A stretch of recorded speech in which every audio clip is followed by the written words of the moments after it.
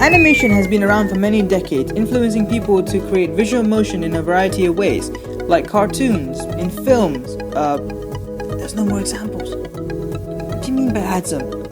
Phones, websites, holographic paper. You get my point. Anyone can animate. It's a simple process of having a bunch of consecutive drawings placed after another in a computer and played to make it look like it's moving. Throughout history, the process of animation has constantly stayed the same, though the methods have not.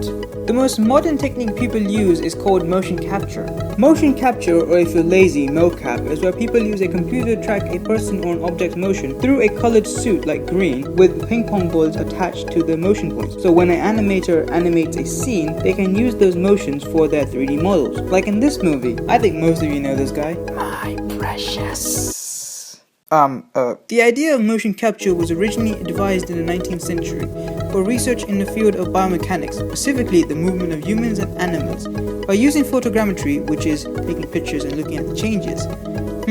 Doesn't that sound familiar? It was also used for sports, education, and most of you in the room probably know this, video games. Most people don't know this or don't realize it, but 3D software in its own way is an animated technique because it's being drawn in three-dimensional space. And to animate in that space, it uses a method known as pose-to-pose, which is an early 2D technique. With the evolution of 3D, motion capture was generally used in 3D software, but some companies did use it in 2D, like Warner Brothers' Johnny Test. Where's the picture? Okay. In the mid-1990s, 3D animation had reached a point where it was fully being used in film, and the first film to be fully animated in 3D was Disney's Pixar Toy Story, released in 1995. Before 3D, 2D softwares like Flash was being used. With the evolution of computers, Flash could handle complicated scenes and drawings through the use of layering. In Flash, layering is putting one drawing on top of another to make it look whole, like a sandwich.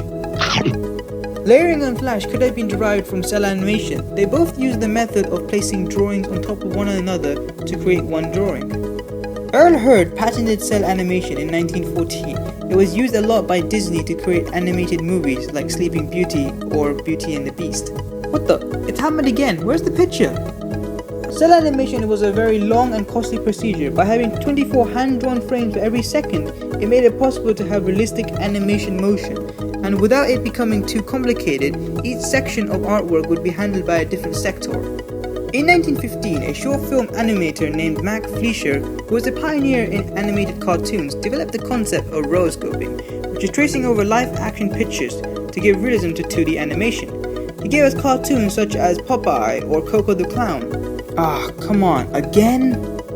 There are many more techniques in history that are used to animate, but everything dates back to this. This is the fineskisoscope. The fineskisoscope was invented in 1941 by Joseph Plateau, but the principle was theorized by a Greek mathematician named this guy, and later in experiments by Newton. And the way the fineskisoscope works, it's a disc that has hand-drawn drawings in a ring, so when it is spun, the drawings look like they're moving. What the future holds for animation, I don't know, but I would like to think that virtual reality will interact with you, as you are the protagonist. This has been a short video about the techniques of animation and the uses they have been applied throughout history. That's it. I'm out. Send a check by post.